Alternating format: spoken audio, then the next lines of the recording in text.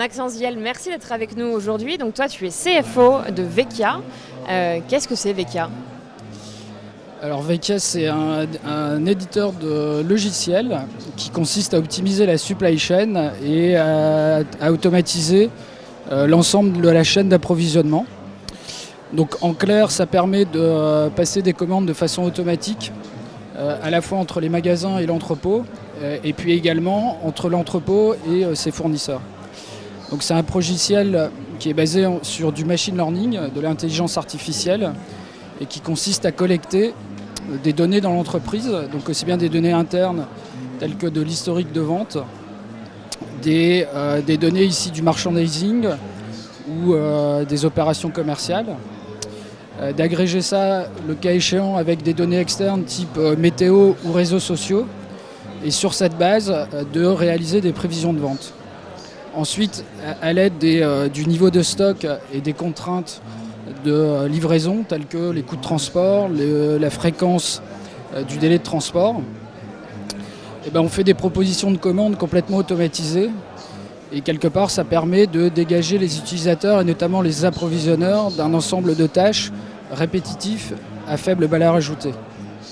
Donc en plus de ça, notre outil donne des fonctionnalités un peu spécifiques telles que l'identification de stocks suspects. C'est quoi le stock suspect ? C'est par exemple en fait si dans un entrepôt ou dans un magasin vous avez un stock qui est anormalement élevé ou anormalement bas, en fait nos moteurs permettent de détecter ça et le cas échéant à l'utilisateur de venir corriger et traiter cette anomalie. Donc il y a effectivement différentes fonctionnalités et puis également ça permet d'avoir le tout intégré dans le logiciel, un certain nombre de tableaux de bord qui permet d'aider les utilisateurs dans le pilotage à la fois des prévisions et à la fois des niveaux de stock.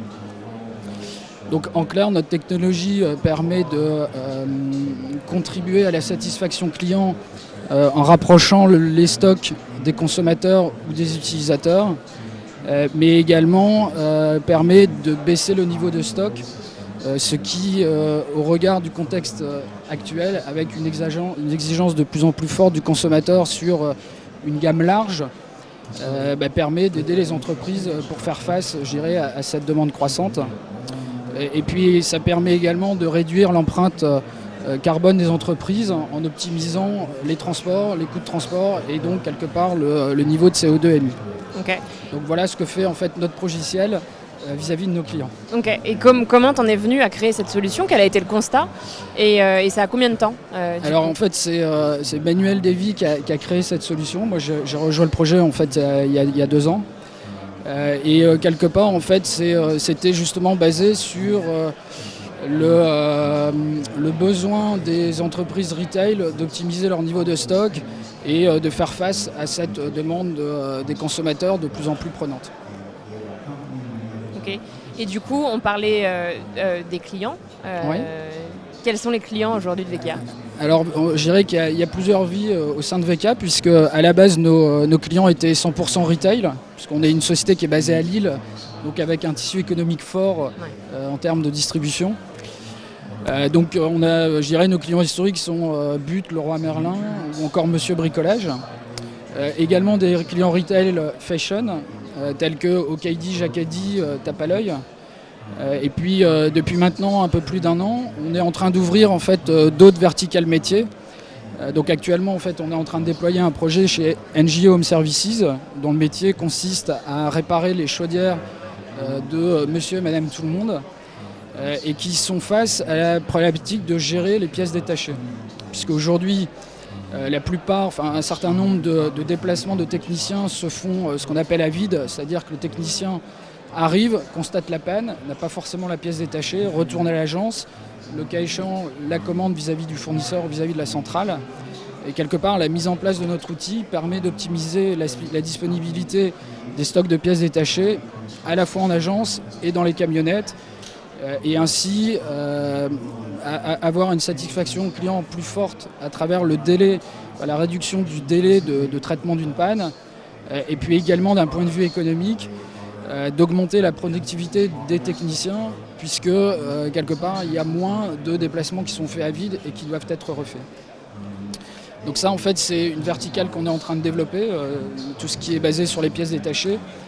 Mais on travaille également avec le secteur automobile, notamment Peugeot, qui a une problématique sur ses pièces détachées, à la fois sur le court terme et sur le long terme, ou également en fait, le secteur biens de consommation, qui, par ricochet à la grande distribution, fait aussi face à une demande de plus en plus forte des consommateurs en termes d'élargissement de la gamme et en termes de rapidité, en termes de disponibilité des stocks. Okay. Donc voilà, donc ça c'est quelque part un virage important qu'on a pris. Et puis également, on travaille aussi aujourd'hui avec Orange sur la partie téléphone mobile dans les différentes agences et puis également sur la partie fibre optique. Okay. Qui sont des gens en fait, qui ont du stock à gérer et qui ont besoin en fait, d'un outil comme le nôtre. Et est-ce qu'on peut mesurer précisément le ROI de la solution ?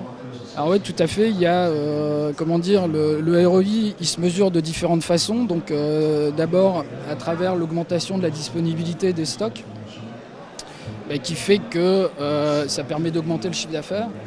Donc récemment, il y a Okedi en fait, qui s'est exprimé dans les échos sur le sujet et qui a vu, suite à l'implémentation de notre solution, son chiffre d'affaires progresser de 2%. Entre les magasins en fait, qui étaient équipés et les magasins qui ne l'étaient pas. Et puis également, ça se traduit par une diminution significative des stocks, où là, ça peut être des diminutions de 10 points, 20 points, en fonction en fait, de la maturité de la supply chain de nos clients. Mais c'est vrai qu'au-delà de ces retours sur investissement direct, c'est aussi, je dirais, une qualité dans le service qui est de plus en plus forte. Et je dirais que c'est aussi quelque chose de stratégique pour un certain nombre d'acteurs dits traditionnels par rapport à des acteurs comme Amazon qui sont déjà en fait équipés d'intelligence artificielle et je dirais qu'ils font une différence sur le marché en ayant du stock disponible pour l'ensemble des consommateurs sur 24 heures. Donc voilà, donc il peut y avoir aussi une dimension réellement stratégique à mettre en place de l'intelligence artificielle dans la gestion de la supply.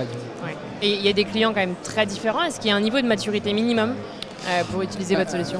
Alors c'est vrai qu'aujourd'hui, quelque part, on utilise, on n'a pas une solution qui peut se déployer sur des PME, mais au minimum en fait des entreprises à taille intermédiaire sur laquelle il y a des enjeux en termes de niveau de stock et en termes de niveau de chiffre d'affaires. Alors du coup, quelles ont été les grandes étapes de croissance de la solution ? Alors tout d'abord, en fait, la société s'est financée par autofinancement et notamment en fait à travers des petits projets chez des acteurs de la grande distribution. Et puis je dirais que petit à petit, les études se sont transformées en un logiciel qui était fait aux besoins en fait de chacun de nos clients. Et puis depuis 18 mois, donc, on a pivoté sur une solution complètement SaaS, donc qui répond aux exigences du marché. Et pour ce faire, il y a 2 levées de fonds qui ont été réalisées. Donc une première, il y a en juillet 2015, donc avec 2 venture capital qui sont rentrés, que sont Caporn Invest et Pléiade Venture. Et puis en juillet 2017, une nouvelle levée de fonds auprès de Serena Capital, BPI France et ZTP Services. Ce qui fait qu'au total, on a levé de plus de 14 millions d'euros, sachant qu'on vient d'obtenir un financement supplémentaire cette année auprès de BPI, puisqu'on est lauréat du concours innovation. Et donc on bénéficie d'un financement supplémentaire d'un peu plus d'1,8 million d'euros. Donc le concours innovation, c'est quoi ? C'est un concours qui permet de donner des financements à des entreprises innovantes avec une technologie d'avenir et puis également une entreprise qui a la capacité à faire rayonner la France sur le plan international. Donc je dirais que c'est tous ces marqueurs qui ont été récompensés à travers le bénéfice de ce financement de la part du concours innovation. Et du coup, c'est l'objectif d'ouvrir d'autres bureaux Alors du coup, effectivement, il y a quelque part, aujourd'hui, on a plusieurs objectifs. Le premier, c'est d'étendre notre couverture fonctionnelle pour pouvoir adresser différents marchés. Donc, on a parlé des pièces détachées, on a parlé du secteur automobile, mais on a aussi des ambitions sur d'autres marchés à terme tels que la santé, En fait, tous les acteurs qui utilisent des stocks. Et puis on est également en fait en train de développer une API qui nous permet en fait de venir plugger notre solution à des grands ERP type SAP, Oracle, et qui permet, je dirais, de mettre à disposition notre technologie à l'ensemble des clients qui utilisent ce type de ERP. D'accord. Et est-ce qu'il y a de la concurrence en France? Est-ce que vous vous battez contre... En fait, il y a de la concurrence, c'est essentiellement en fait, les grands ERP, SAP, Oracle, qui font de l'approvisionnement automatique. Mais quelque part, notre technologie en fait, est beaucoup plus flexible et permet d'utiliser beaucoup plus de données et donc d'être beaucoup plus précis dans à la fois les prévisions de vente, les prévisions de consommation, et qui permet donc d'avoir une valeur ajoutée beaucoup plus forte. Et en plus de ça, c'est une technologie qui donne des caractéristiques métiers beaucoup plus larges que ce type de RP. D'accord. Et du coup, est-ce que vous travaillez déjà avec la FDJ ? Alors aujourd'hui, non, on ne travaille pas avec la FDJ. Et quelque part, je ne suis pas sûr qu'il y ait un business case, puisque quelque part, c'est à partir du moment où il y a une valeur de stock et où il y a des enjeux en termes de supply chain et de disponibilité, que la mise en place de notre solution trouve tout son sens. Et c'est vrai que je pense que des tickets de grattage, ça n'a peut-être pas forcément en fait, une valeur pécuniaire suffisamment importante pour qu'il y ait du sens à déployer une solution comme la nôtre. Ok. Et quelles sont les grandes étapes à venir Alors les grandes étapes, c'est quelque part de continuer à développer notre produit. Et puis également en fait, de continuer à nous développer à l'international en ouvrant en fait, différents pays, notamment le Royaume-Uni, pour pouvoir rayonner en fait, beaucoup plus en Europe et puis à terme s'exporter aux États-Unis. Ok, parce que là actuellement vos clients sont à l'étranger, donc vous les accompagnez évidemment à l'étranger, mais vous n'avez pas de bureau, il n'y a pas de... Oui, c'est exactement. Donc on a ouvert un bureau en Angleterre, à Londres.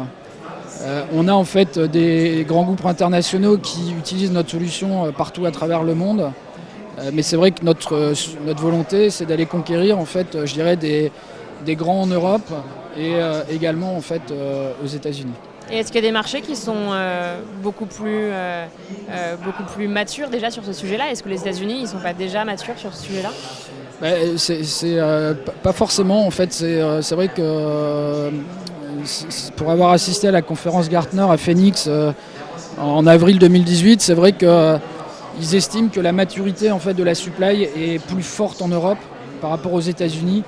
Et ce qui nous laisse aussi, je dirais, beaucoup d'opportunités d'exporter notre solution aux États-Unis. Ok, mais à quoi c'est dû ça? Parce qu'ils ont quand même Amazon, il y a quand même une avance. Ouais, ils ont Amazon, mais je dirais que ça, c'est des pure players qui se sont construits là-dessus. Mais après, il y a aussi en fait tous les acteurs traditionnels qui n'ont pas forcément en fait, qui sont pas forcément en fait encore équipés de ce type de solution machine learning. Et après, c'est vrai que les enjeux sont aussi importants par rapport à je dirais, à la superficie du territoire. Ok, très bien. Merci beaucoup Maxence. Voilà, merci.